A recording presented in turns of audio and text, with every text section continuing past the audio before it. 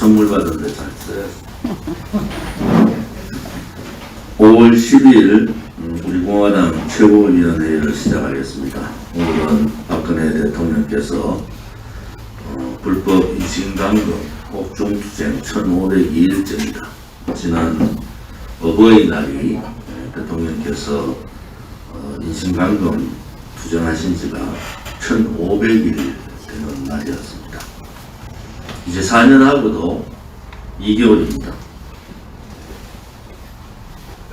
대통령께서 4년이 훌쩍 넘은 시간 동안 힘들게 투쟁하고 계신 데 대해서 경의를 표합니다. 그리고 우리 공화당 동지들께도 존경을 표합니다. 그 많던 박근혜 대통령을 얘기하던 사람들이 조용해졌습니다. 진보학자인 최장집 교수께서 촛불혁명의 부당함을 얘기하셨습니다.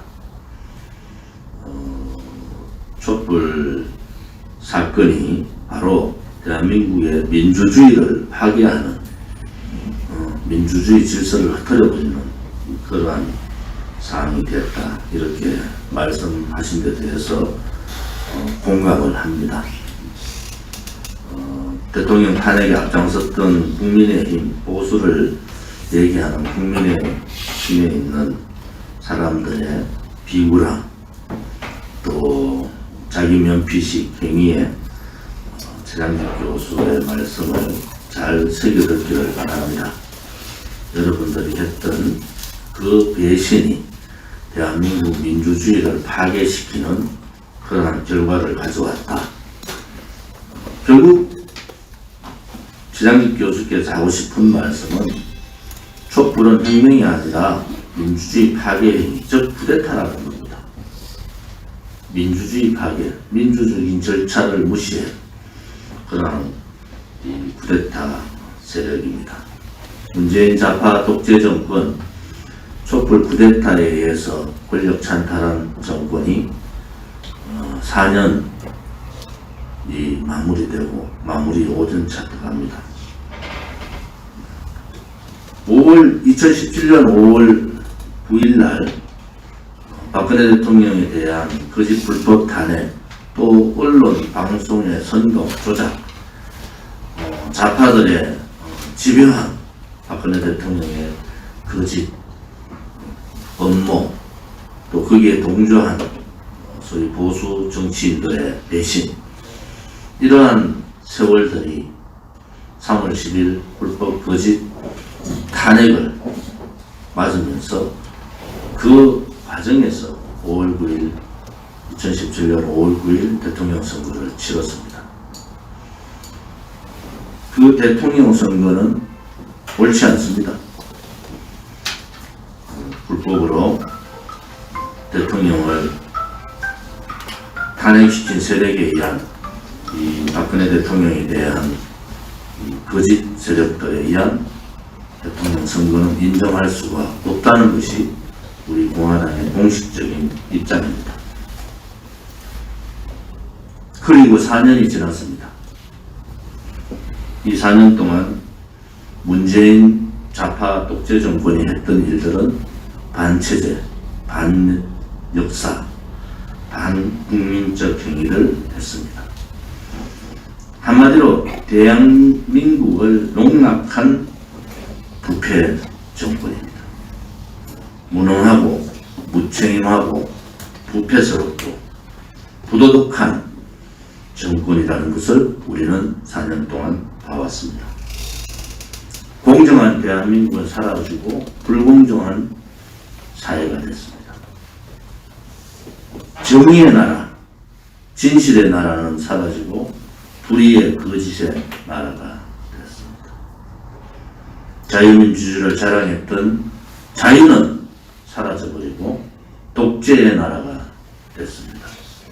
그것이 문재인 4년간 우리가 봐왔던 문재인 4년의 성적표입니다. 대한민국에서 정말 태어나서는 안 되는 좌파 독재 정권, 문재인 정권 4년 동안 대한민국은 살고 싶어 하는 나라에서 떠나고 싶은 나라로, 꿈과 희망의 나라에서 좌절과 분노의 나라로 바뀐 겁니다. 이 4년 동안 우리 공화당은 정말 목숨 건 투쟁을 했습니다. 언론, 방송, 탄핵의 원죄를 지고 있는 언론, 방송들의 외면 속에서도 우리는 우리의 길을 갔습니다. 그것은 아직까지 개혁적인 깨끗한 대통령께서 감옥에 계시고 그분이 죄가 없다는 것을 확신을 하고 문재인 좌파 정권이 독재로 갈 것이고 현재는 가장 폐륜적인 독재 국가가 될 것이라는 확신을 가지고 우리는 4년간 투쟁했습니다. 그 과정에서 많은 일들이 있었고 부침이 있었습니다. 그 많은 사람들이 지금의 행태를 보면은 우리 공화당이 얼마나 힘든 과정을 겪고 얼마나 힘들게 싸우고 있는가를 증명해 주고 있습니다. 그 많은 박근혜 대통령을 팔던 사람들은 다 어디로 갔습니까? 문재인 독재 정권 들어왔을 때 문재인을 추앙하던 그러한 보수 정치인들은 아직도 살아서 그 입을 놀리고 있습니다. 이것은 옳지 않습니다. 역사의 흐름에서 반역사적 반동의 4년이었습니다. 대한민국 위대한 70년의 이 위대한 현대사의 역사에서 반동의 4년을 우리는 목도했습니다. 다시는 대한민국 땅에 이러한 반체제, 반역사, 반국민적 독재 정권이 나오지 않기를 바라고, 그것이 이 시대에 우리 공화당이 해야 될 일이고 그것이 자유파 후국 세력들이 해야 될 일이라고 봅니다. 우리는 문재인 좌파 독재 정권의 4년을 보면서 다시는 대한민국 땅에 붉은 세력들이 정치를 하지 못하게 만들어야 됩니다. 5월 16일은 박정희 대통령 각하의 5.16 혁명 60주년입니다. 많은 사람들이 박정희 대통령 각하의 5.16 혁명에 대한 이런저런 얘기가 있지만 한국 현대사에서 가장 위대한 정치적인 결단과 구국의 결단은 5.16입니다. 그래서 우리 공화당은 자랑스럽게 5.16 혁명을 얘기하고 있습니다. 이번 주는 5.16 혁명 주간입니다. 이번 토요일 5월 15일 날 박정희 대통령 생가, 구미 생가 방문에 이어서 안동 집회가 오후 1시에 열립니다. 그날 5.16 혁명의 의의와 우리가 5.16 혁명에서 배워야 될 2021년 지금의 대한민국, 지금의 국민의 자세, 또 지금의 우리 공화당의 길이 무엇인가를 우리는 똑똑히 봐야 되겠습니다. 다시는 좌파들에 의한 사회주의 연방제 세력들에 의한 대한민국의 침탈은 막아야 됩니다. 그것이 2021년 국민이 우리한테 명령하신 명령입니다. 국민의 준엄한 명령과 시대적 책무를 우리는 스스럼 없이 몸으로 받아야 됩니다. 그리고 우리의 길을 가야 합니다. 4년 전 우리가 그렇게 절규했던 그 현장들을 우리는 다시 돌이켜봐야 됩니다. 대한민국이 가야 될 길이 문재인 좌파 독재 정권의 4년의 우리의 가슴 속에 하나하나 맺힘을 봅니다. 이한동 국무총리께서 별세하셨습니다. 평소에 우리 대한애국당 당시 또 지금의 우리 공화당의 뜻을 지지해 주셨던 분이시고 또 그러한 말씀을 주변에 많이 하셨던 분이십니다. 영면하시기를 바랍니다.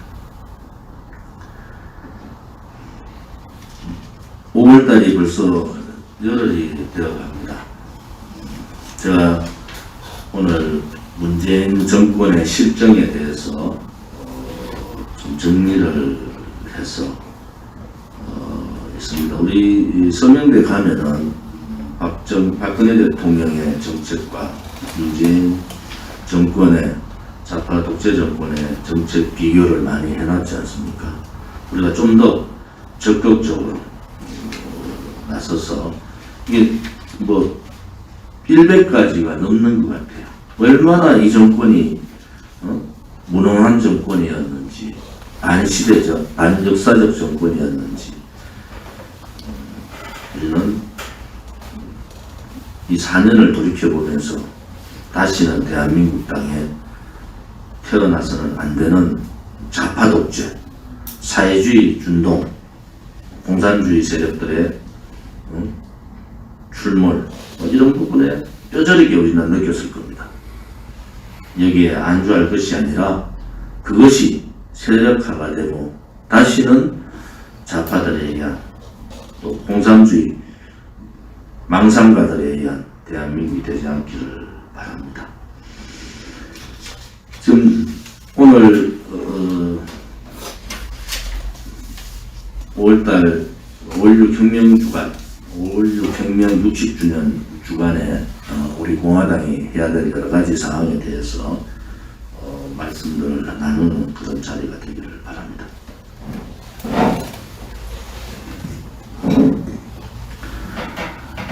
지난 9일 어제죠. 박형준 부산시장이 노무현 묘소를 찾았답니다. 그리고 위에 방명록을 남기고 했는데 그 방문을 하는데 하태경도 동의를 했고 김경수도 만났답니다. 그런데 저는 박형준 부산시장이 노무현 묘소를 찾은 것이 바로 국민의힘당이 바로 더불어민주당의 또 문재인 좌파 독재 정권의 한국화로 들어간 것이라고 판단했습니다. 왜 노무현에게 갑니까? 박형준은 이렇게 말했습니다. 진영을 넘어서 통합의 정치를 하겠다. 그래서 노무현 묘소에 방문했다. 이런 취지로 말했습니다. 박형준 시장에게 묻겠습니다. 당신의 진영은 어디입니까? 당신이 자유우파 진영에 속하긴 한 겁니까? 무늬만 자유우파고 사실은 자유우파를 좌파 진영에 팔아넘기려고 하는 그런 이중적 입장을 가지고 있는 거 아닙니까?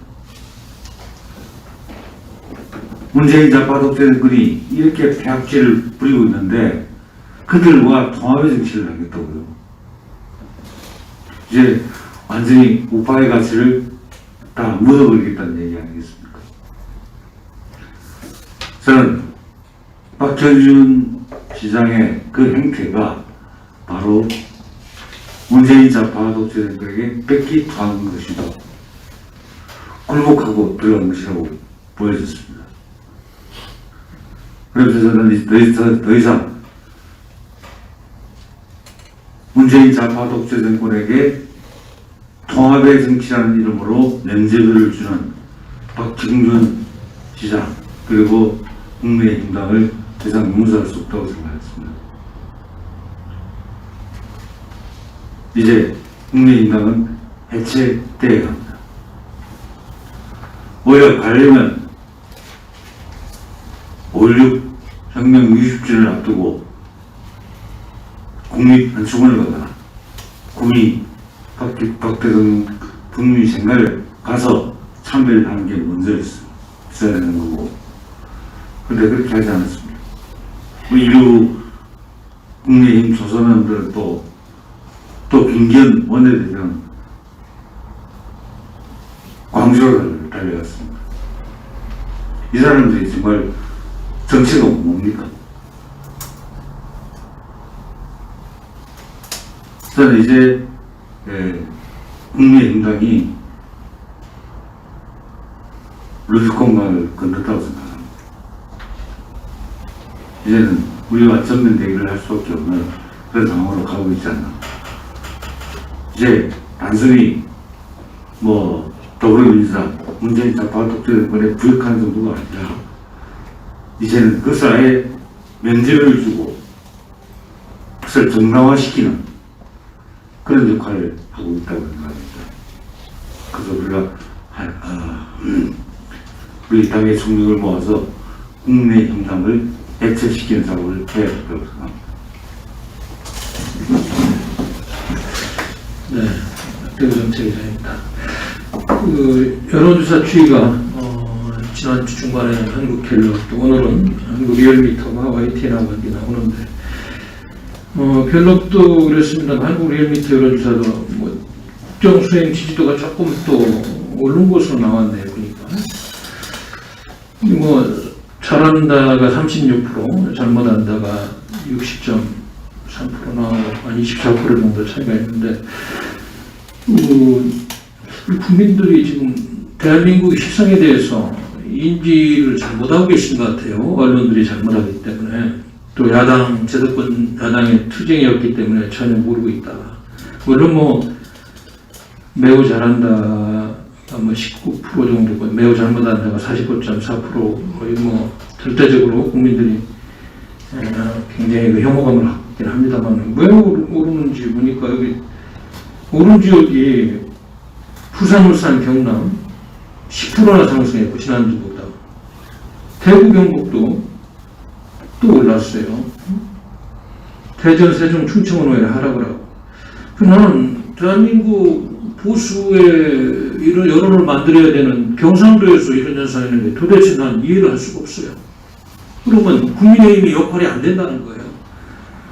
대한민국의 지역주의 정치는 안 합니다만, 누가 그래도 국민의힘은 영남에 기반을 둔 보수 정당인 건 맞는 거고, 민주당 호남에 기반을 두고, 이렇게 되면은 국민의힘이 얼마나 잘못하고 있는지 여론조사에서도 그대로 반영되고, 아까도 말씀하셨습니다만, 아니 지금 김기현 원내대표죠, 권한대 당선되자마자 광주부터 이렇게 가고 그러는데, 도대체 야당의 정체성이 뭡니까? 그럼 이승만, 박정희 대통령 건국 정신을 존중하지 않는다는 거예요.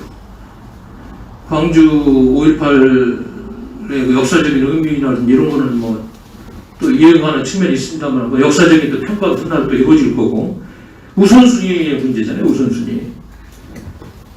아까 박형준 부산시장이 노무현 씨 묘소 참배했던데, 그 양반 어디 이승만 대통령, 박정희 대통령 묘소를 한번 참배했으니까, 저는 일찍이 그분에 대해서 이명박 정권을 망친 공신이라고 내가 오늘 방송에도 얘기했습니다만, 충동시동을 위반하면서 오늘날 대한민국이 이렇게까지 오는데 이론적으로 잘못된 이론을 제공한 보수도 아닌 사람이 할 수 없이 이번에 부산시장 공천 주고 문재인 견제한다고 나가서 당선됐습니다만, 이 참 안타까운 현실이다. 그리고 정신을 차리고 본인이 왜 부산시장이 됐는지 똑바로 인식을 하고, 체제변동의 와중에서 과거의 잘못에 대해서 반성을 하고, 보수가 갈 길에 대해서 이야기하고, 다독도 신공화 이런 문제도 여론이 그렇다 할지라도 국가를 위해서 잘못된 건 이야기하면서 보수의 그런 한라를 갈아야 되는데, 아니 순서가 잘못됐잖아요. 순서가.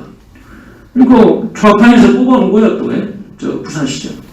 어떻게 내년 대선을 치를지, 기가 막힙니다.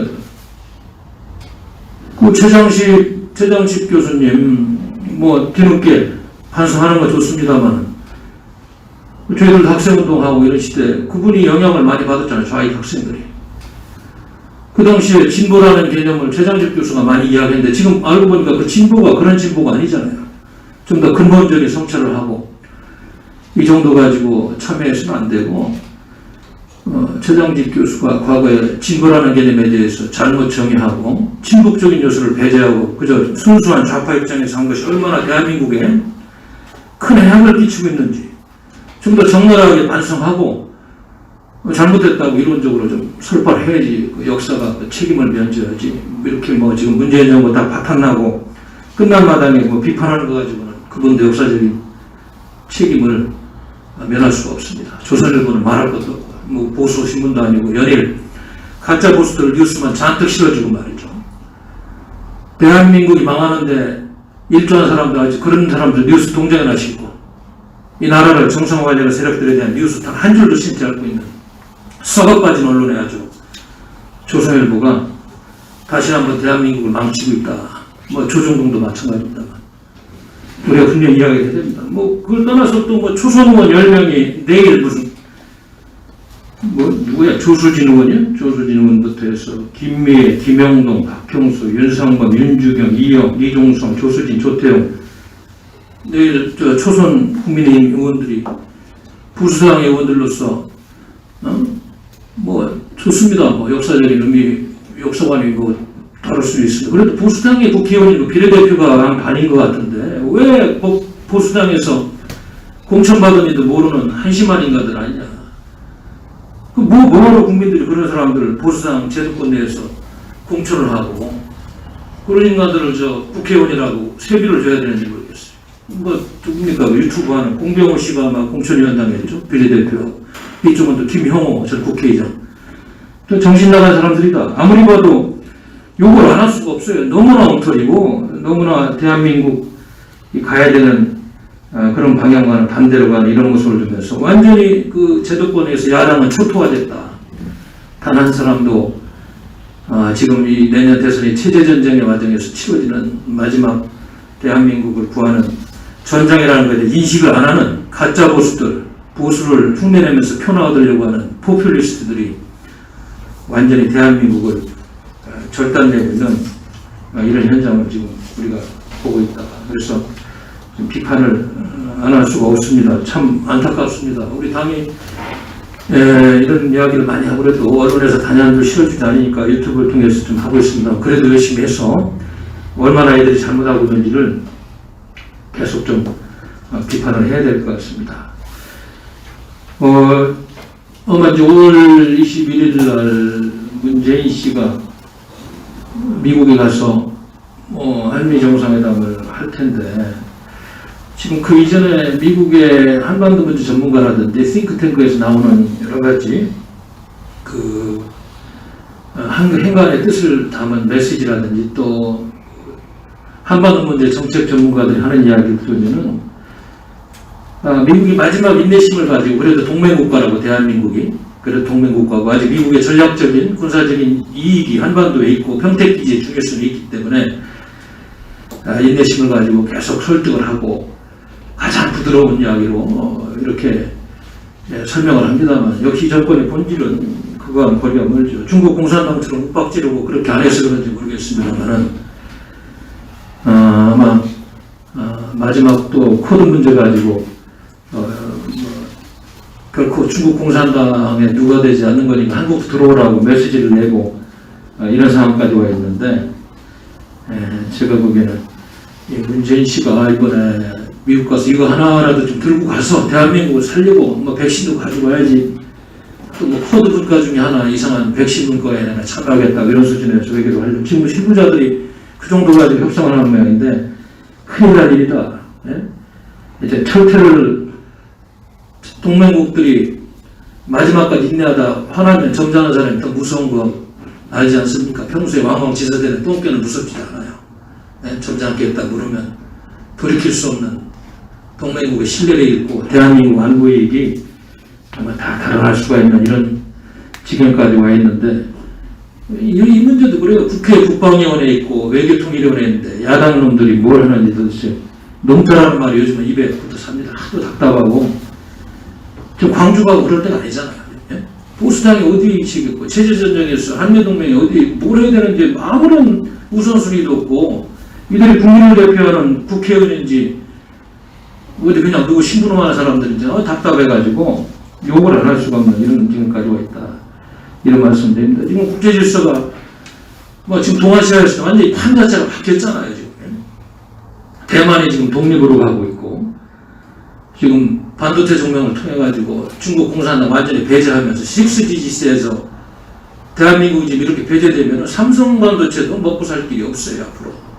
이건희 회장이 열심히 해서 우리 대한민국 이 정도 먹고 살고 삼원물 시대 왔는데, 이 붉은 주사파 정권이 형식적으로 뭐 세금 2% 3% 감면해주는 그런 정책 가지고 되지도 않고, 선진국들은 20% 40% 혜택 주고 그러는데, 이 나라가 이게 뭐 잘되게 하려고 하는 정권인지 망하게 하려고 하는 정권인지 도대체 판단을 할 수가 없습니다. 지금 하여튼 판이 이렇게 급격하게 바뀌는데 대한민국이 중간에서 물타기 하면서 완전히 기회를 상실하고 있고, 사실은 대만보다도 대한민국이 국군 융성의 기회에 와 있다 이렇게 판단하고 대제대된 정권 같으면은 이런 기회를 잘 활용해서 미국과 일본 잘 협력해가지고 모든 것을 제압할 수 있고, 우리 분단 문제도 슬기롭게 극복할 수 있는 그런 국군 융성의 기회를 갖다가 이 못된 세력들에 해가지고 다 사장시키고, 또 그걸 문제를 제기해서 야당도 뭐 초토화돼가지고 그 누구도 큰 틀에서 이야기하는 정치인도 못 받고 그냥 면피나 하고 이렇게 뭐 인식이 그런지 모르겠습니다만, 보수도 아닌 가짜 보수들이 보수를 대표하는 것처럼 가짜 또 언론하고 무슨 생각을 하는지 모르겠습니다만, 진짜로 이 나라를 걱정하는 세력들 목소리는 단 한 줄을 쉬지도 않고 장난이나 하고 있는 걸 보면서 굉장히 답답한 마음은 그말 길이 없습니다. 아무튼 우리 당이 뭐 좀 부족하고 원외정당입니다만은 이런 문제들에 대해서 우리가 계속적으로 이야기를 하고, 또 유튜브를 통해서 퍼나르면서 여론도 만들고 이런 작업을 해야 될 것 같습니다. 감사합니다.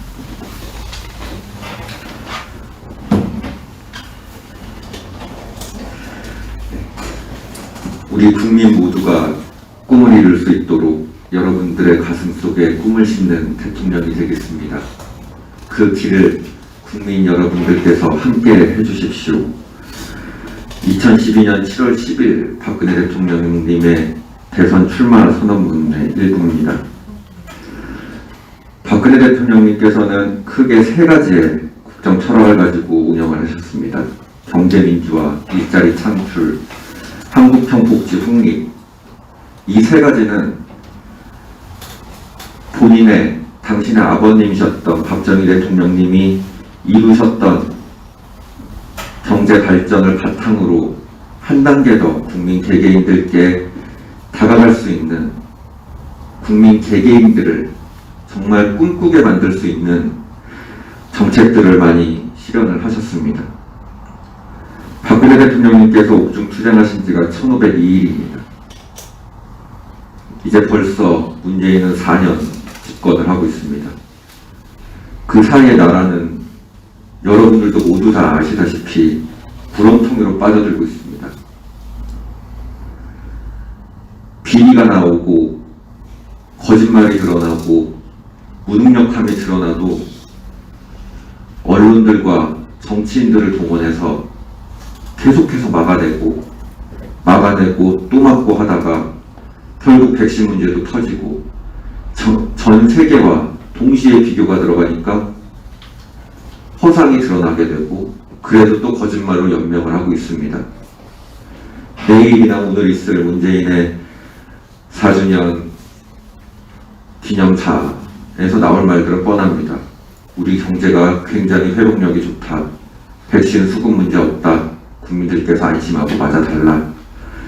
언제까지 거짓말을 하고 숨김이 가능한지는 불과 몇 달 남지 않았습니다.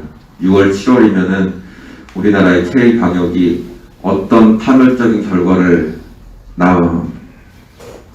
낳게 됐는지를 알게 될 것입니다. 문재인 문재인이 잘못한다라는 거에 대해서는 정말 많은 국민들께서 말씀들을 하십니다. 어제 송해공원 서명대에서 30대 중반 후반 되는 아주머니 한 분이 딸아이를 데려가면서 우리 서명대를 보더니 엄마 문재인 퇴진이 뭐야? 그랬더니 문재인이 아니야 문재앙이지. 이럴 정도로 국민들에게 많은 신뢰를 잃고 있습니다.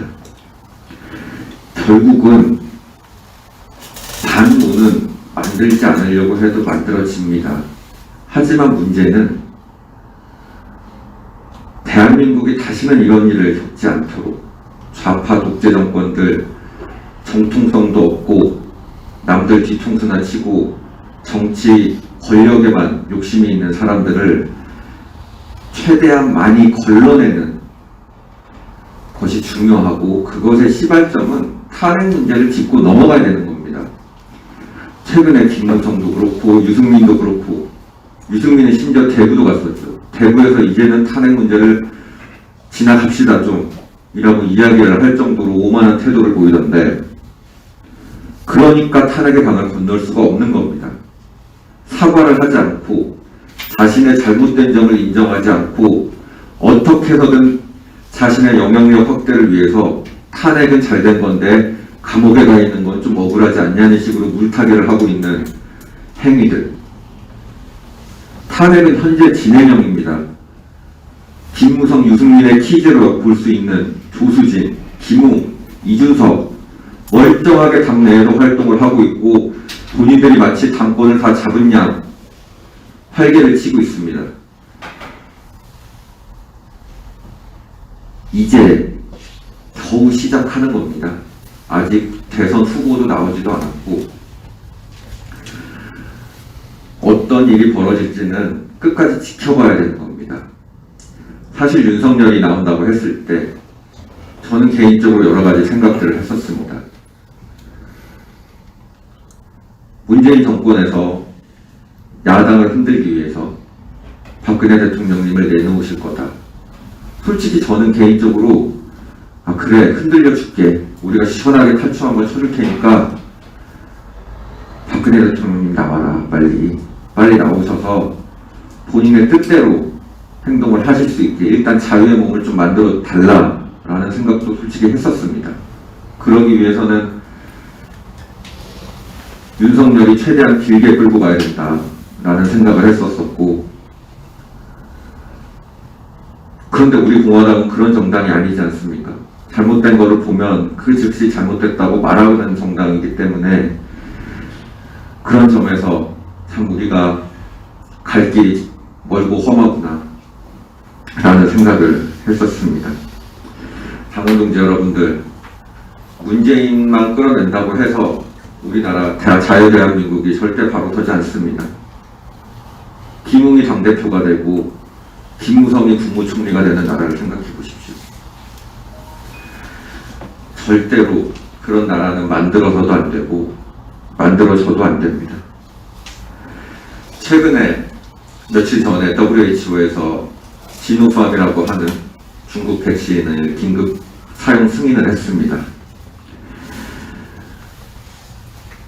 돈이 없는 나라들이 중국하고 러시아 백신을 주로 맞습니다. 그런데 세이첼레스라고 합니다.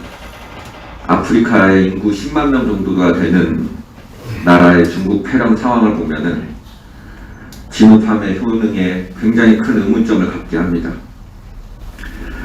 최근 3월부터 4월까지 두 달간 확진자 수가 인구 10만 명인 나라가 1068명입니다. 관광객을 제외해도 인구 100명당 1명꼴로 중국 폐렴에 신규 확진이 됐습니다. 근데 이 나라는 전체 인구의 62.2%가 백신 접종을 끝냈습니다. 다 이제 2번 이상씩을 맞은 거죠. 확진자의 3분의 1이 근데 백신 접종을 한 사람입니다. 이 상에서 좀 살펴보니까 60%가 지노팜 백신을 맞았고 나머지 40%가 아스트라제네카의 인도 버전 코비실드를 맞았습니다. 비슷한, 물론 이제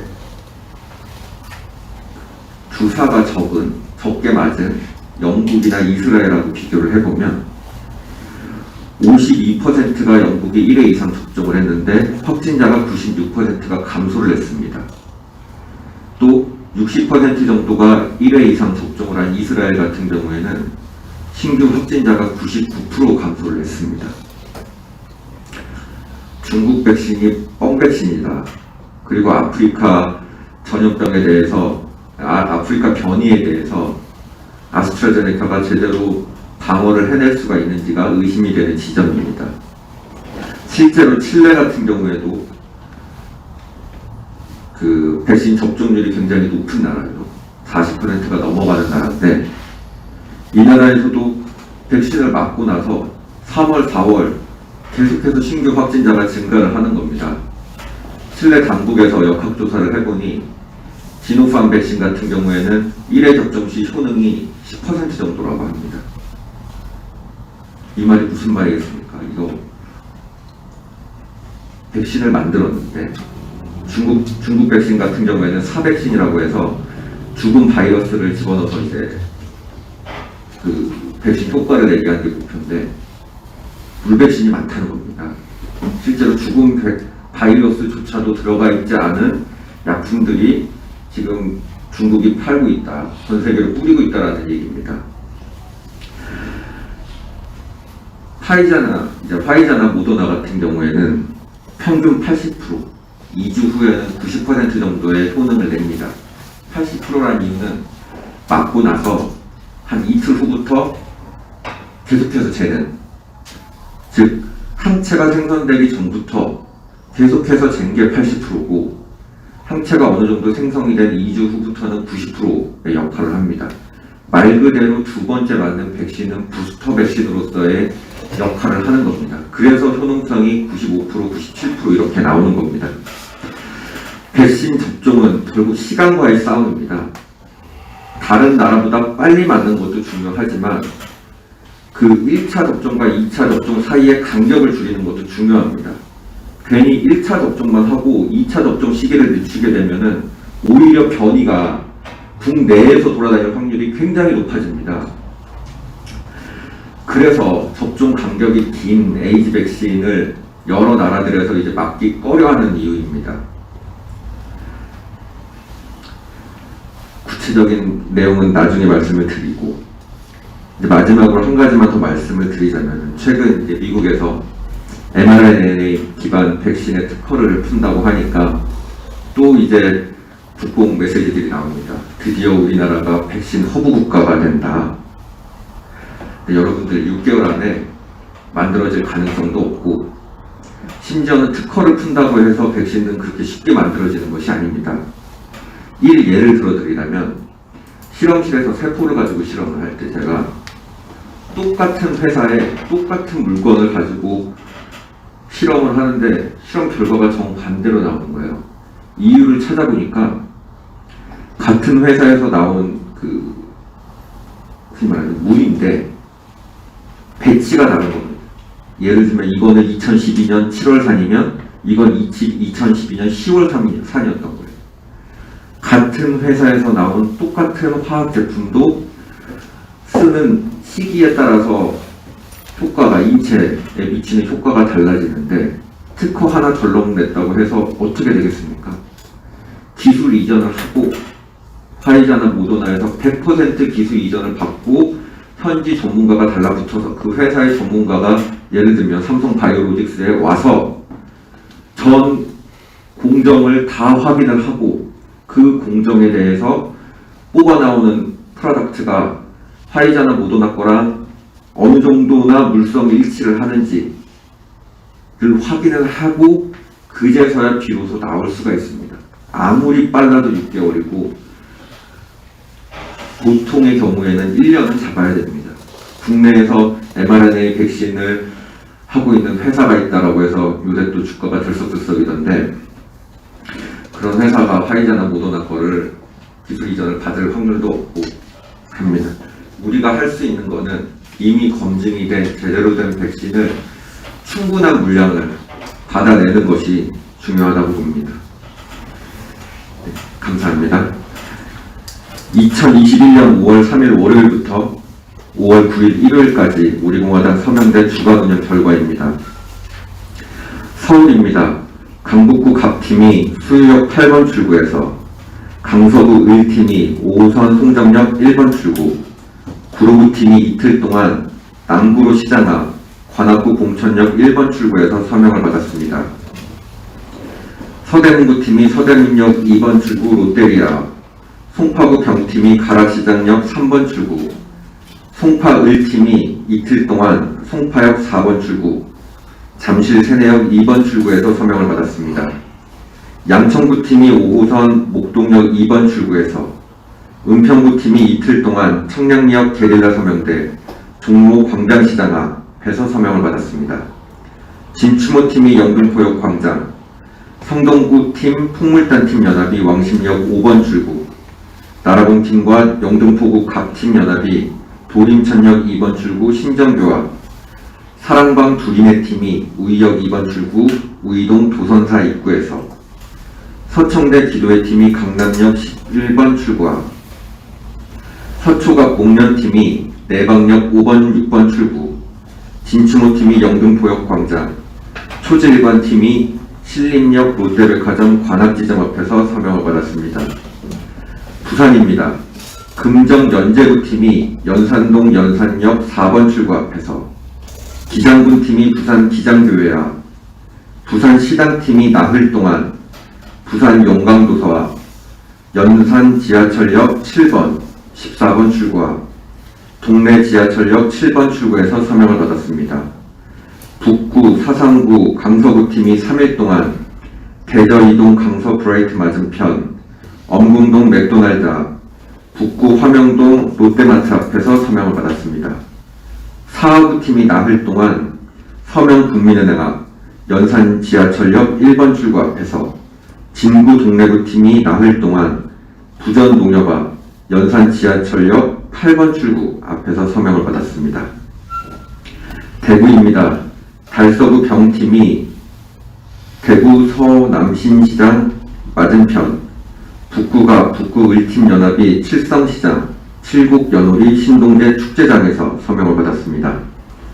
수성구 갑팀이 수성못 입구에서, 중구 남구팀이 이틀 동안 서문시장 국민은행 앞 두류공원 광장휴게소 삼거리에서, 달성군팀이 이틀 동안 현풍 백년 도깨비 시장 오프 송해공원에서 서명을 받았습니다. 인천입니다. 계양구 갑팀이 작전역 KT 전화구가, 동구 미추홀 갑팀이 동인천역 4번 출구, 서구 갑, 서구 을팀 연합이 가저시장 청문 앞, 서청대 기도회팀이 소래포구 앞에서 서명을 받았습니다. 대전입니다. 대전 시당팀이 이틀 동안 대전역 서광장에서 서명을 받았습니다. 울산은 울산 시당팀이 이틀 동안 울주군 남창 옹기종기시장, 남구 서남호수공원 제3주차장에서 서명을 받았습니다. 경기입니다. 경기 북부팀이 의정부 중앙역에서, 광명시팀이 광명사거리 3번 출구 앞, 구리시팀이 구리역 돌다리 사거리, 남양주시팀이 마석 5일장, 부천시팀이 부천역 남구역 광장, 서안양 1팀이 안양예술공원 유원지 폭포수 앞, 성남시팀이 성남 모란시장, 수원시팀이 이틀 동안 지동시장에서 서명을 받았습니다. 시흥시 갑을연합이 시흥시와 5일장, 시흥 산미시장에서 서명을 받았습니다. 안산시 단원구 갑팀이 선부역 중앙역 상록수역 화랑유원지에서, 양평팀이 양평역, 요왕시 과천시팀이 과천대공원역 2번 출구에서 서명을 받았습니다. 강원입니다. 강릉 소량팀이 강릉중앙시장 은행나무 인근, 원주시 갑, 원주시 을팀 연합이 원주중앙시장 농협 앞에서 서명을 받았습니다. 충북은 충북도당팀이 진천군 광해원 재래시장에서, 충남은 서산시 태안군팀이 태안읍 구터미널 앞, 서청대 기도회팀이 충남 예산 역전 5일장에서 서명을 받았습니다. 경북입니다. 경산시팀이 경산 하양시장 일원에서 상주시 문경시 팀이 점촌 신흥시장 하나로마트 입구, 영천시 청도군 팀이 영천시장에서, 달성군 팀이 경북 외관읍 외관시장에서 서명을 받았습니다. 경남입니다. 김해시 갑팀이 김해 수로왕릉 앞, 마산 회원구팀이 이틀 동안 NC파크 마산 야구장 앞 광장, 석전동 경남은행 본점 앞에서 서명을 받았습니다. 세종입니다. 충남 도당팀이 세종시 호수공원 연합 서명대를 하셨습니다. 마지막으로 여투위에서 불법 탄핵 찬성당 국민의힘 규탄 집회 및 1인 피켓 시위를 하셨습니다. 서명인수 9,867명, 일반 당원 2,310명, 책임 당원 487명, 총 서명인수 9,867명, 당원 2,797분이 우리 공화당의 새로운 가족이 되셨습니다. 일주일 동안 정말 뜨거운 봄 햇살에서 서명대를 운영해 주신 당원 동지 여러분들께 정말 감사드리며, 최근에 많이 안 펼친 지역에서도 많이 서명대를 펼쳐주셨으면 합니다. 감사합니다.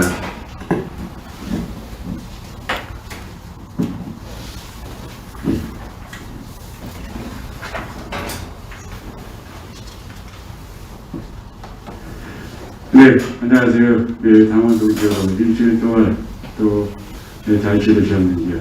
그리고 애국 우파 국민 여러분, 요즘 생활이 편안하신지 묻고 싶습니다. 정말 이 정권으로 인정해야 될까 참 의심스럽습니다. 국민 여러분이 인정을 안 하니까 이제는 자기들끼리 서로 인정을 하자고 드네요.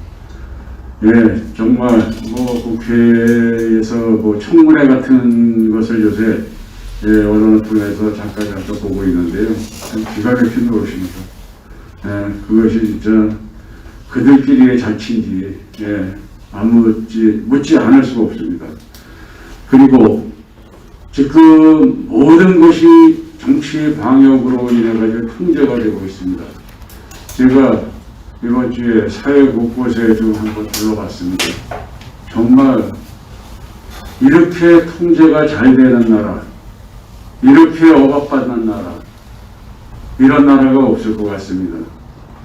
시키는 대로 그것을 식당에 가면 식당, 어느 터미널에 가면 터미널, 어느 곳을 가나 다 통제 수단이 되고 있습니다.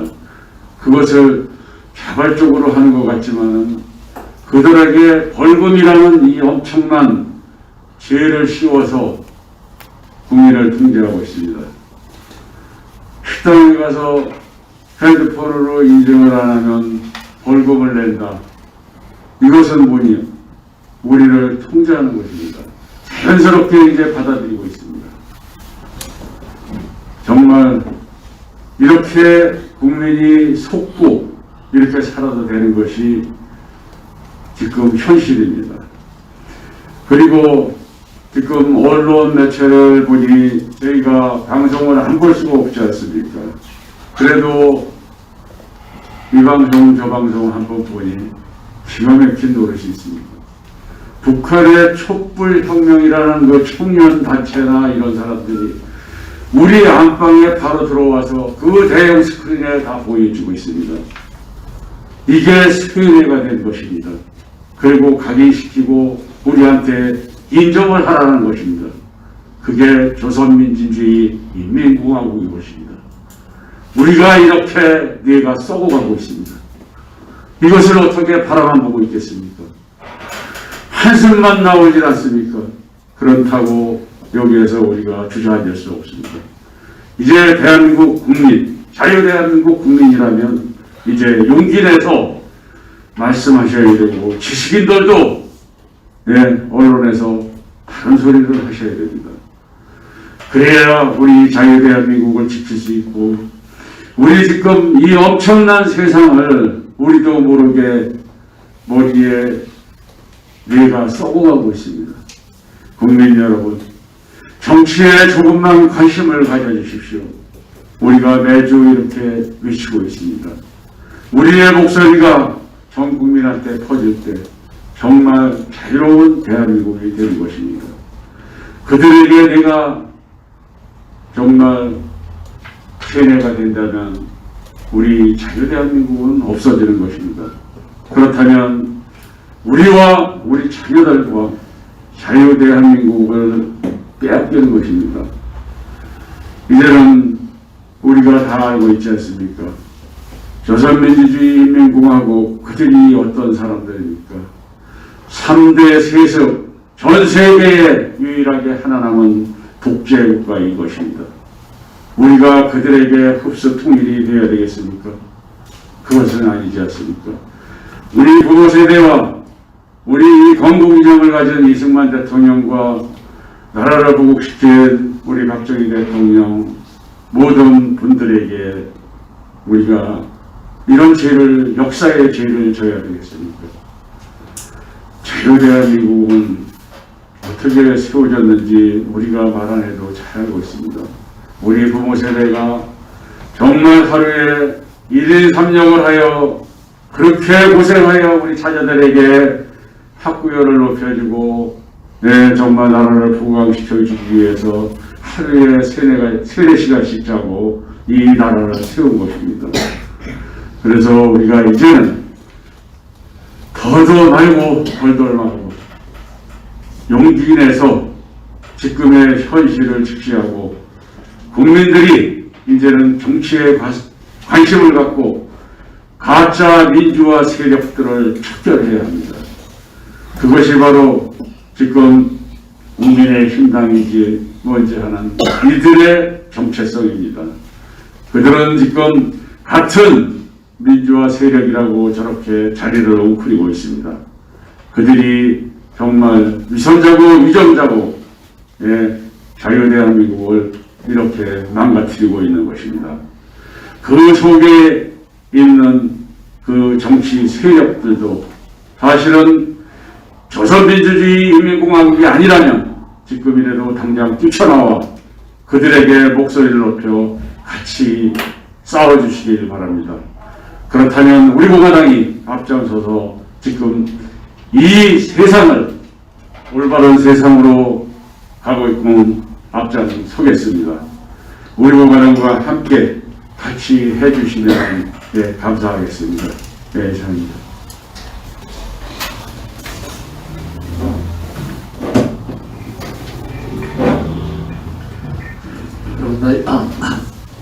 죄송합니다. 말을 안 하고 있었습니다.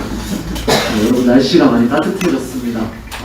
벌써 젊은이들은 반팔을 입고 다니고 밖에 이제 초록빛이 이제 형형하게 드러나는 걸 보니 정말 봄을 넘어 여름이 코앞으로 왔구나라는 게 성큼 느껴집니다.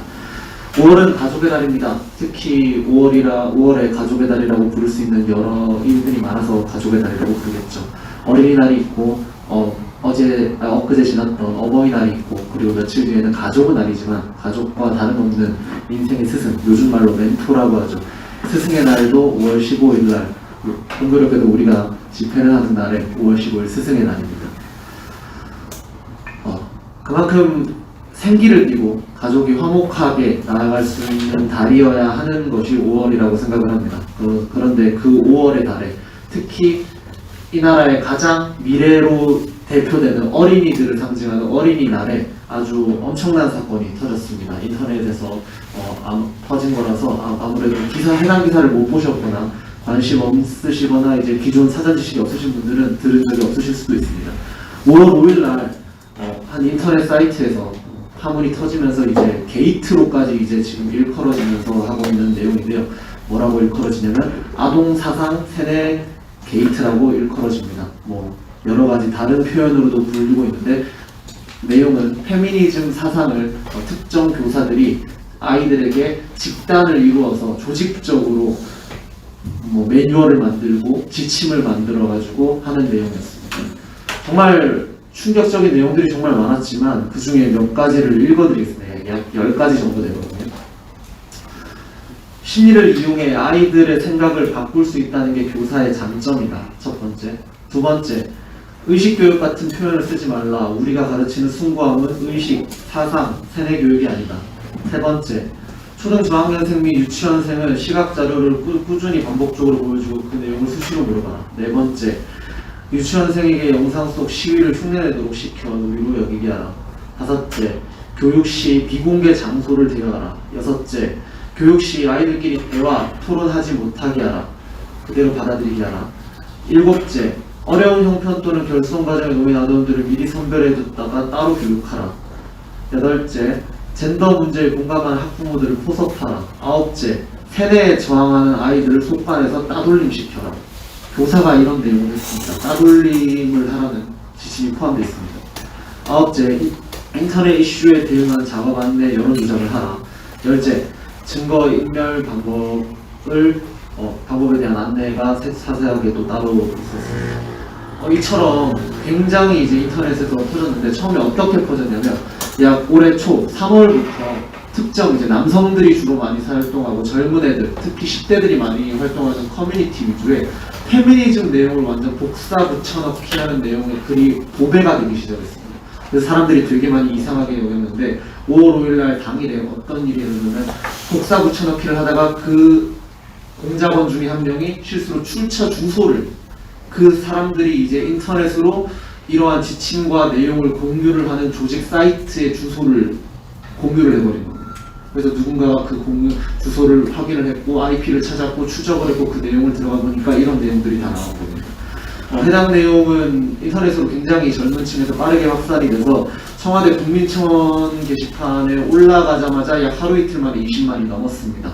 그런데 20만이 지난 8일 기준 넘은 걸로 알고 있습니다. 그런데 아직까지 비공개 처리됐고 거기에 대한 정부가 답변을 하지 않는 추세입니다. 여러분들은 많이 아시겠지만 우리 공화당 당원분들은 특히 많이 아시겠지만 문재인 정권이 자신들에게 불리한 내용은 국민청원에 대한 답하지 않으려고 굉장히 애를 쓰는 모습 많이 보셨을 겁니다. 하지만 젊은 층에서는 이런 게 별로 알지도 못했고요. 왜 이런 문제가 되는 거를 정부에서 답을 하지 않지? 원래 해주는 거 아닌가? 공적인 것이 아닌가? 그들도 문재인 정권의 이 쇼에 대해서 깨닫기 시작한 것입니다. 제가 최근 페미니즘 문제에 대해서 최고위원 회의나 여러 가지 제가 말씀드릴 수 있는 내용에서 몇 번 드린 내용이 있습니다. 사실은 세대가 달라서 공감을 못 하실 수도 혹은 저것보다 더 대한민국의 사상적인 지금 문재인 정권과의 대척점에 있는 이런 내용들이 더 중요하지 않느냐라고 얘기하실 수도 있습니다. 그런데 세대를 알아야 그 세대를 설득을 할 수 있습니다. 특히 박근혜 대통령 탄핵에 촛불을 들었던 20, 30대를 설득을 하려면 그들을 이해를 해야 됩니다. 2018년 말에 국민일보에서 페미니즘 관련돼서 이제 여론조사를 신청한 곳에서 정말 세대별 갈등을 조사했습니다. 가장 심각한 사회 갈등 요인은 무엇인가? 여러분 1등이 어느 세대의 무슨 답변이라고 생각하세요? 당연히 뭐 경제니 아니면 이념 갈등이 이렇게 생각을 하시죠. 가장 높은 사회 갈등 요인 퍼센티지로 나온 게 20대에서 56.5%로 성갈등이 뽑혔습니다. 20대에서 56.5%로 성갈등이 뽑혔는데 그냥 전체로 비율로 가장 높게 나온 게 40대의 48.4%로 경제 관련 빈부격차 갈등입니다. 그러한 갈등보다 20대들은 성갈등이 더 크다고 실질적으로 느끼고 있는 겁니다. 거기에 대한 20대 남성의 어느 정도가 다르냐면 20대 남성은 페미니즘을 75.9%가 반대를 합니다. 14.1%만 동의를 하고 그런데 20대 여성은 64.0%가 찬성을 합니다. 25.1%가 반대를 하고 이런 완전 극단적인 같은 세대의 어떤 극단적인 결과를 가져오기 때문에 이거는 그 시대에 사는 20대 사람들에게 가장 큰 문제일 것입니다. 제가 지금 오늘 말씀드린 어린이날 이 아동사상 세대 게이트 같은 경우에는 단순히 이제 20대, 10대에 국한된 그 사람들만의 갈등 요인이다라고 볼 수가 없는 게 앞으로 계속해서 태어나고 자랄 아이들에게 이러한 교육이 그냥 특정한 이제 한 명의 교사의 판단으로 인해서 한 집단 무리가 그렇게 되는 것이 아니라 그 사람들의 조직과 사회 밑에 암약해 있는 이러한 활동들이 수면 위로 드러난 전형적인 첫 번째 케이스일 겁니다. 그래서 이것을 우리 당 차원에서도 사실은 좀 고민을 해봐야 되고, 특히 어른들께서도 알아야 여러분들 손자, 손녀 혹은 아들들에 대해서, 아들, 딸들에 대해서 이해를 하실 수 있을 거라고 생각을 합니다. 사실은 크게 다르지 않습니다. 옛날에 냉전시대 이전 그 이후부터 좌익진영, 세계 좌익진영들이 항상 정상 국가를 했던 세 가지 큰 틀에서 벗어나질 않습니다. 교회를 부정을 하고, 가족을 해체시키고, 그 다음에 성적 타락을 일삼는 그들의 큰 틀에서 벗어나지 않습니다. 성적 대립은 결국 가족의 해체를 가져옵니다. 우리 공화당은 대한민국을 좀 더 화목하고, 대한민국을 안전하고, 그리고 경제적으로든 뭐든 우리나라를 정상 궤도로 다시 이끌어야 될 숙명을 가지고 있습니다. 지금 정치권에서 도외시하고, 그리고 관심도 가지지 않고 실질적으로 말만 하고 행동하지 않는 이러한 문화들을 우리가 먼저 관심을 가지고 바꿔간다면 세대가 융합이 되고 좀 더 대한민국 국가적인 발전을 가져올 수 있다고 저는 생각을 합니다. 우리 원한 당원 여러분, 이번 5월 15일 날 집회에서도 함께 투쟁해 주시는 그 부부에게 함께 해주시기를 부탁드리겠습니다. 감사합니다.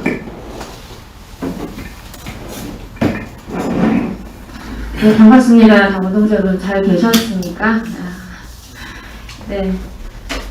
바보야, 문제는 경제야. 집권 4년차 들어서는 문재인에게 가장 해주고 싶은 말입니다.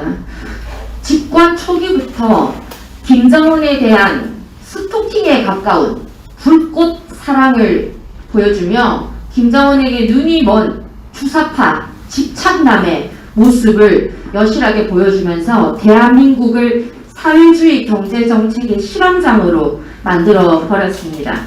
소득주도 성장이라는 듣보잡, 여기서 듣보잡이란 듣도 보도 못한 잡스러운 것이라는 뜻입니다. 아이들이 쓰는 줄임말입니다. 듣보잡 정책으로 급격한 최저임금 인상, 기업과 자영업자 모두에게 심각한 부담을 주었는데요.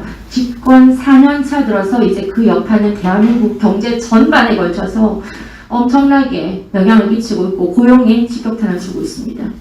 그 유명한 일자리 현황판 어떻게 생겼는지 구경 한번 해보고 싶네요. 최근 들어온 거 보신 분 있으면 제보 좀 해주시기 바랍니다. 물론 지금 현재 코로나로 인한 여파도 있지만 처음부터 제대로 된 경제정책이 뒷받침되었다면 이런 상황에 이렇게 민생이 파탄나지는 않았을 것입니다. 문재인 집권 1000년인 2017년에 최저임금 인상을 16.4% 급격하게 올렸습니다. 2018년 10.9% 올렸습니다.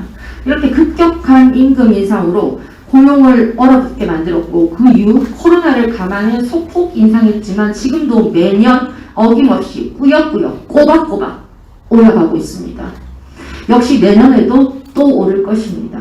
시장의 실물 경제와는 상관없이 임금만 올리는 이 정책이 과연 누구를 위한 것이었는지 문재인 정권은 답을 해야 합니다. 4년이 지난 지금 과연 많은 노동자나 일반 구직자들이 이 정책의 수혜를 보고 있다고 생각하십니까? 소득주도 성장 정책의 가장 확실하고 분명한 효과는 일자리를 아작내는 것이었습니다. 최초 노동자들이 부당하게 저임금을 받는 것을 막는 취지로 이것을 주장을 했지만 사실 임금을 받을 기회조차 박탈하고 지금 현재 노동계의 부익부, 빈익부 현상을 초래하고 있습니다.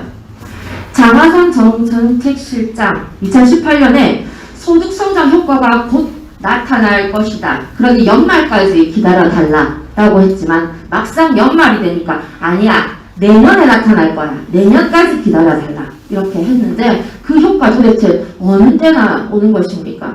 홍장표 전 청와대 경제수석 소득주도 성장의 긍정적 효과가 90%이고 국민은 소득주도 성장을 폐기하라는 것이 아니라 제대로 하라는 것이다 라고 했는데 왜 하필이면 부정적 효과 10%가 대한민국을 집어삼키고 있는 것인지 답변을 하십시오. 그리고 국민이 제대로 하라고 하는 것이라고 했는데 그렇다면 왜 제대로도 못하고 이 지경으로 만들고 있는 건지 그것도 답을 하셔야 할 것 같습니다. 문재인 정권의 고용률은 매년 하락하고 있습니다. 양도 줄고 질도 급격하게 나빠져서 30대, 40대 고용은 줄고 느는 것이라고 고작 일용직, 임시직 만들고 있는데요. 청년 체감 실업률은 26.5%로 역대 최고 무능의 흑치를 보여주고 있습니다. 취업 증가를 비교해보면은 집권 4년차 문재인, 박근혜 대통령 집권 4년차랑 비교해보면 6분의 1 수준에 불과합니다. 박근혜 대통령은 168만 8천 명, 문재인은 26만 9천 명에 그칩니다. 이게 그렇게 온다던 소득주도 성장 정책의 효과입니까? 부동산은 훨씬 더 심각합니다. 문재인 집권 초기에 비하면 부동산이 무려 82%가 올랐습니다. 자, 문재인의 멘토 노무현이 83%까지 올랐습니다. 참 뒤에서 1, 2등 하니 아름다운 경쟁입니다. 자산 불평등을 나타내는 순자산 오분위 배율 그리고 진위 개수도 모두 크게 증가했습니다. 단 문재인은 2019년에 뭐라고 했냐면은 부동산 정책은 내가 자신 있다. 반드시 안정시키겠다. 라고 근거 없는 자신감을 표출했고요. 2020년에는 정신줄을 놓았는지 주택시장이 안정되고 있다. 집값 상승세가 진정되고 있다. 이렇게 개도 안 믿을 씨알도 안 먹힐 거짓말을 했습니다. 임대차 2021년 올해에는 드디어 죄송하다도 아닌 송구하다라는 표현을 했는데요. 임대차 3법 거기에다 LH 투기권으로 인해서 국민의 분노가 하늘을 찌를 듯하고 도저히 부동산을 그들의 능력대로 삼을 수가 없으니까 이런 송구하다는 표현을 어쩔 수 없이 했겠지만 그 어디에도 진정성 없는 껍데기에 불과했다. 그렇게 보여집니다. 불안한 국가 경제, 바탕나버린 시장 경제 주고 나는 것은 국민뿐입니다. 문재인 따위가 어찌 국민의 그 힘듦을 알겠습니까? 청년들이 일자리보다 비트코인에 몰리고 건전한 투자 대신 일확천금의 투기에 몰리는 이곳은 소득주도 성장이 아니라 불로소득주도 성장 대한민국이 되어버렸습니다. 누가 맞고 누가 틀렸습니까? 누가 잘하고 누가 못하는 것입니까? 누가 개혁이고 누가 적폐입니까? 우리 공화당은 과연 누가 대한민국을 위한 대통령인지 누가 진정 대한민국 국민을 사랑하는 대통령이었는지 국민들께 알려야 합니다. 박근혜 대통령의 국민을 향한 사랑, 그 진정한 가치와 삶은 소대가리 문재인의 새치혀에서 나오는 그 쓰레기 같은 말도와는 비교 불가라는 것을 많은 국민들께 알리는 데 더욱 힘써야 할 것이고 우리 공화당은 꼭 그렇게 할 수 있을 것이라고 자신을 합니다. 자, 오늘 드디어 울산시장 선거개입 송철호 건이 첫 재판을 엽니다. 개기고 뭉개다가 1년 4개월 만에 오늘 첫 재판이 있는데요. 전현직 청와대 인사 8명이 연루되어 있고 송철호를 비롯 다른 사람이 오늘 다 재판을 받는데 참 아이러니합니다. 살아있는 권력을 수사하겠다고 호언장담 큰 소리를 치던 사람이 사라지고 나니까 재판을 합니다. 타이밍 참 아이러니한데요. 살아있는 권력을 수사하겠다고 국민을 속이면서 뭉개고 있었던 것은 아닌지, 방패막이로 삼으면서 국민을 속였던 것은 아닌지, 어쩌면 그자가 떠나고 나니까 1년 4개월을 뭉개던 재판이 오늘 있는지 국민이 한번 생각을 해봐야 할 시점이다. 생각을 합니다. 문재인 집권 4년차 정말 1년 남았지만요. 우리 공화당을 지치지 말고 이 좌파 독재 퇴진에 박차를 가해서 그 결실을 보게 되기를 바랍니다. 한 주 동안 또 힘차게 투쟁의 전선에서 해주시기를 부탁드립니다. 감사합니다. 네, 안녕하세요.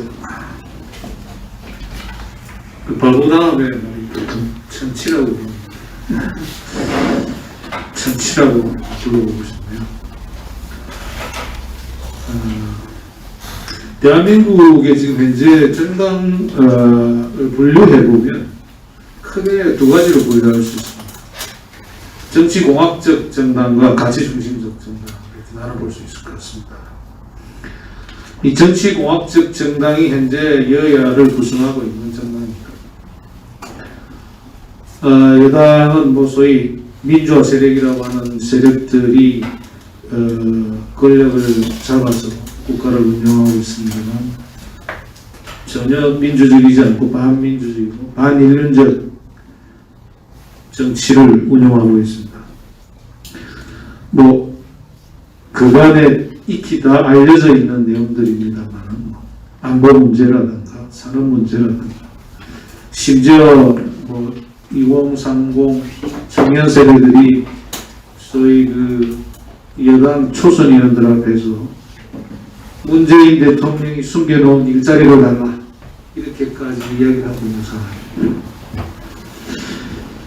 오로지 권력을 유지하기 위한 정당으로서 기계적이고 공학적인 사고로 나라를 운영하고 있습니다. 이런 현상에 대해서 지금 현재 소위 민주화 세력을 주도했던 또 가르쳤던 사람들의 반성들이 사실 이어지고 있습니다. 학교뿐만 아니라 지금 현재 지성계에서도 충분히 이루어지고 있는 그런 상황입니다. 최근에는 여러 대학 또는 고등학교 출신들끼리 오랜 민주화운동을 지지했던 사람들도 문재인 정권의 문제점들을 적나라하게 지적하고 있습니다. 그 지적 내용은 모두 다 알고 있는 내용입니다. 이런 내용들에 대해서 지금 현재 국민의힘이 가지고 있는 입장은 무엇이냐 하는 것들을 우리가 다시 한번 정확하게 봐야 될 필요가 있다 하는 생각입니다. 또한 마찬가지로 이들도 공학적으로 기계적으로 권력을 유지하기 위한 그 조그만 권력도 가지기 위한 그런 작업들을 현재 진행을 하고 있고 가정스럽게도 그 의사를 표명하고 있습니다. 좀 전에 말씀하신 분이 계시지만 이미 그 박형준 시장이라는 분의 그 다른 내용들을 보면 이들이 얼마나 중심이 없는가, 가치가 없는가 하는 것들을 알 수가 있습니다. 기본적인 정체성이 무엇인지를 우리가 다시 한번 생각해야 될 부분이 아닌가 이런 생각을 하고 있습니다. 이런 점에서 현재 대선이 한 10개월 정도 남아 있습니다. 누가 자유우파의 중심적 가치를 지키고 정체성을 지킬 것인가 하는 것은 매우 중요한 문제라고 생각합니다. 우리 공화당은 그런 그 가치와 정체성을 명확하게 밝히고 정책으로 표현하고 구현되어야 할 것으로 보고 있습니다. 우리 공화당이 가지고 있는 가치와 정체성은 이미 박근혜 대통령께서 지어주신 당명과 7대 강령 속에서 충분히 표현되고 있고 그 표현 속에서는 이승만 박정희 대통령이 제시해 주신 국가 발전의 기본이 무엇인가를 충분히 알려주고 있습니다. 이런 점에서 우리 공화당도 그 이념과 가치, 정체성을 바탕으로 해서 앞으로 다가올 대선에 대한 준비를 철저히 해야 될 것이라고 생각됩니다. 그런 작업의 일환으로 5월 12일 날 오후 4시에 얼음과 위선의 기록 탄핵백서라는 책을 집필하신 우종찬 기자와의 만남을 우리 공화당 라이브에서 진행할 예정입니다. 내용은 책 집필 이유와 목적, 책을 집필하는 과정에서 가장 인상 깊었던 사항이 무엇인가, 책 내용 중에서 중요하게 독자가 알았으면 하는 내용을 우종찬 기자님께서 말씀하실 예정입니다. 그래서 미리 당원들에게서 카페에서 질문을 받아서 정리해서 질문을 할 예정입니다. 실시간 채팅도 동시에 진행하도록 할 예정입니다. 많은 시청 바랍니다. 이상입니다.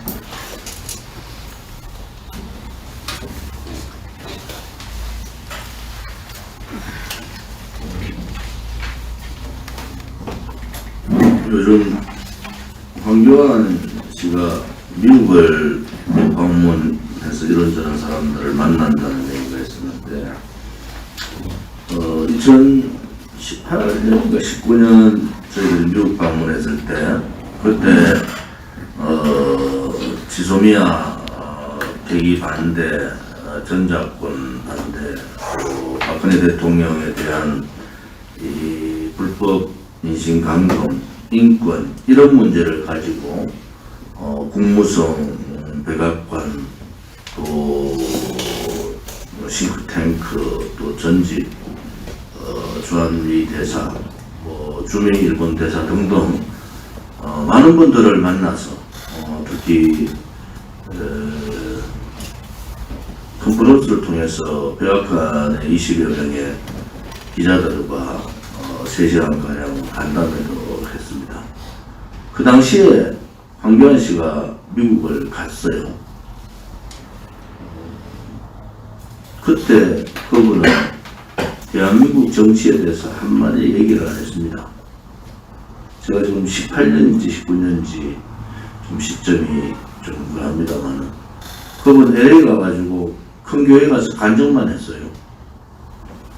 나라가 무너지고 또 전직 대통령 대행을 했던 사람이 이 촛불 쿠데타에서 권력이 찬탈되고 급격하게 사회주의 경향을 나타내고 사회주의 경제 실험장이 되고 대한민국 완전히 그러한 좌파들의 광풍으로 나라가 위태로운데 그분 그때 가서 정치 얘기 한마디도 안 했다 그래요. 그래서 많은 동포들이 저한테 아니 황교안 씨가 해야 될 역할을 우리 공화당이 대한민국당이 그렇게 하고 있다 이런 말씀을 하셨는데 요즘 미국을 왜 갔는지 잘 모르겠습니다.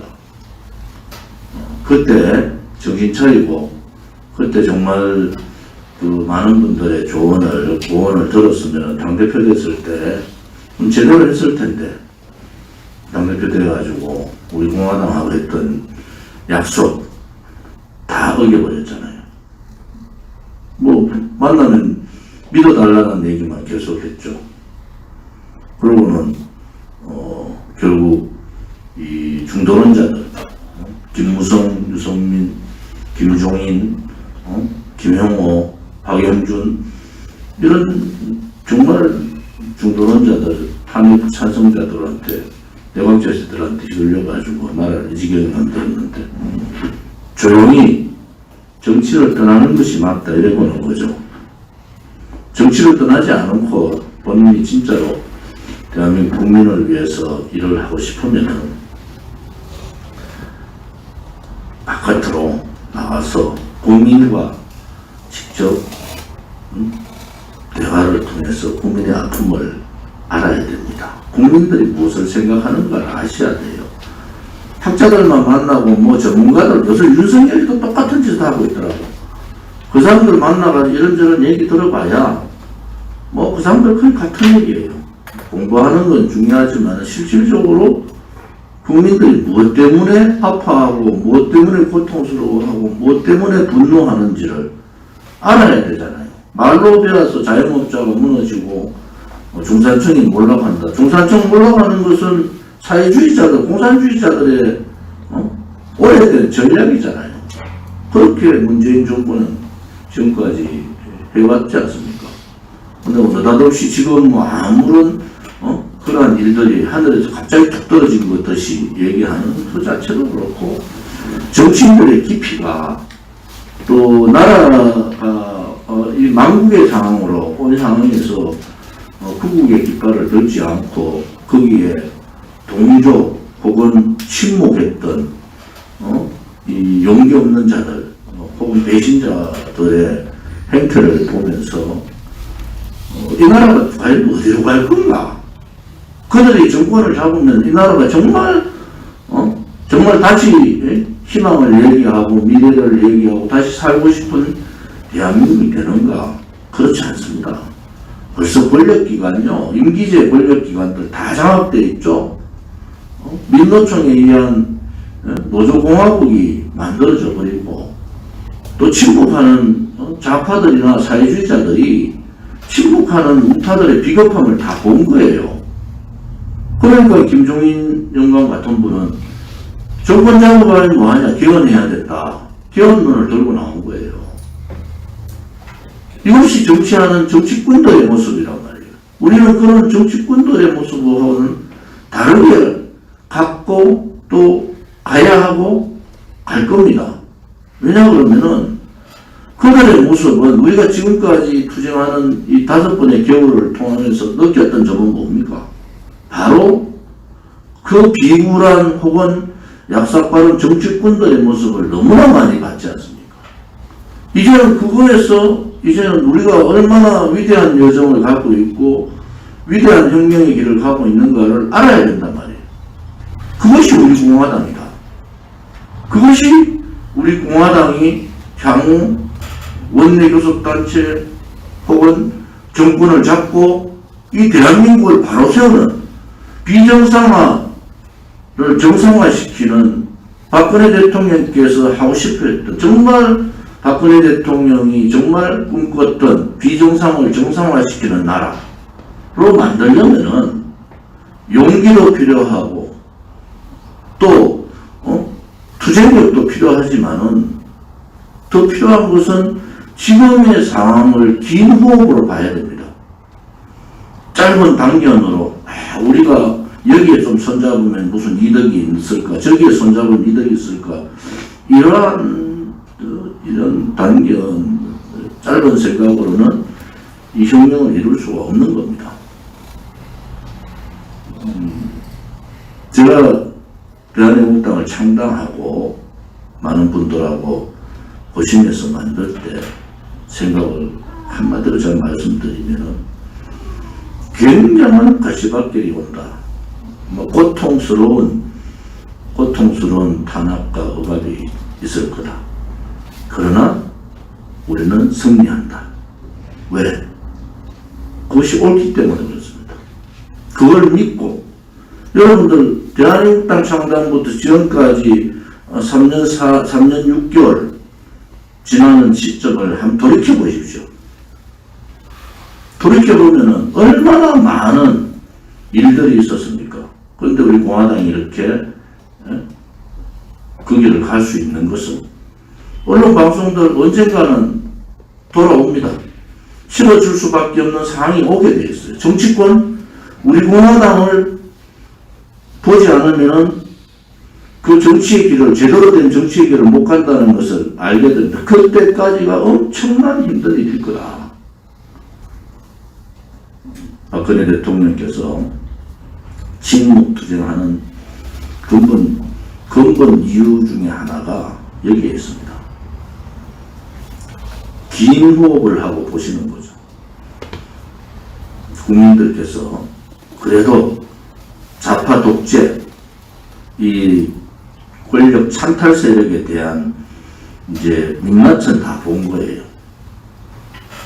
아직도 속고 있는 국민들이 정권 1년 남겨놓고 35% 지지율 그렇게 간단하지 않습니다.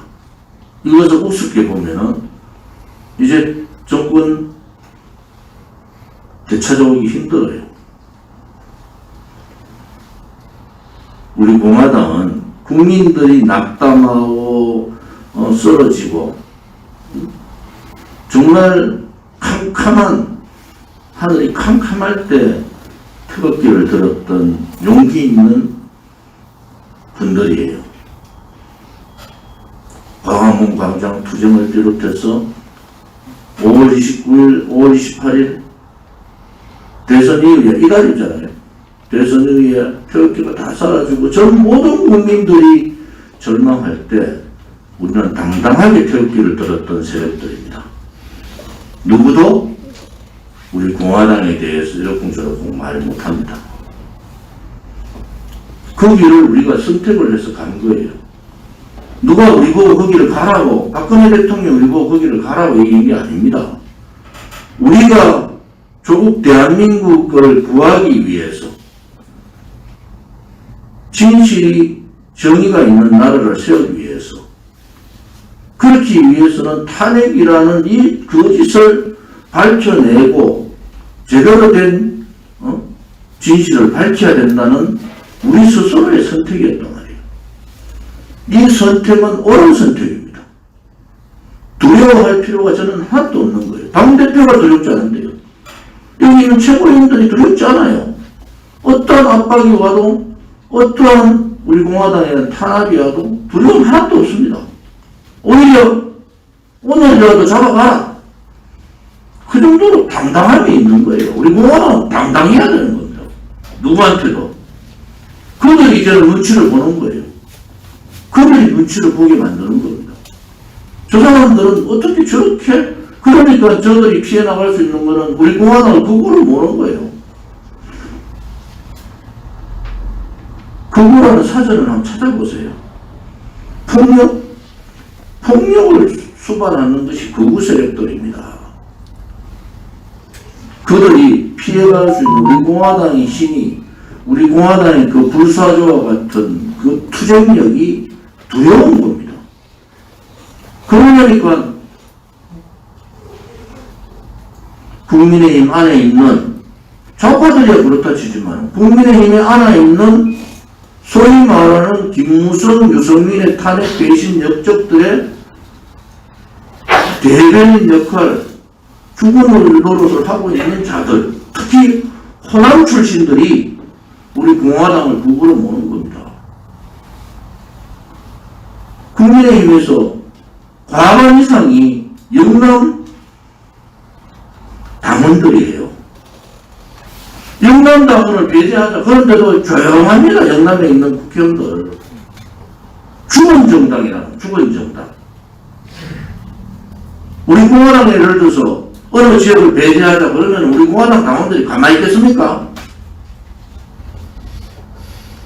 우리 공화당이 호남 지역을 배제하자고 한번 얘기를 해보세요. 호남에 있는 우리 동지들이 가만히 있겠어요? 극히 다르다는 거예요.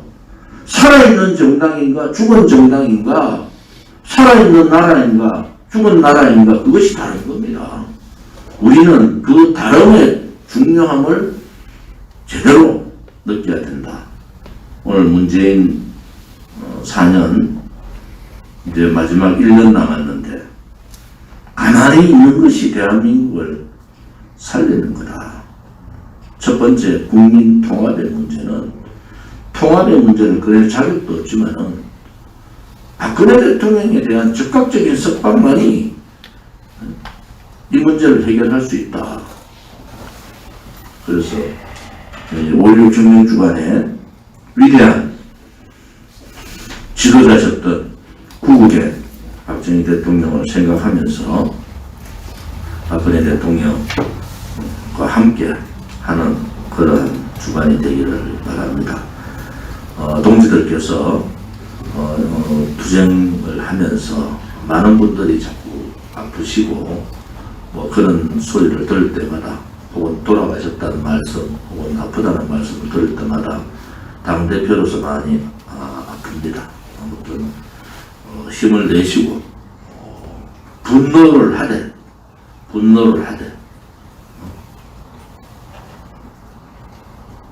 정말 계획 있는 그러한 분노를 해야 됩니다.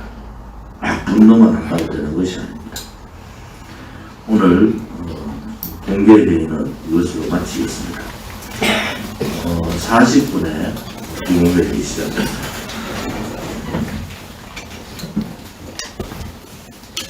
방송 마치겠습니다.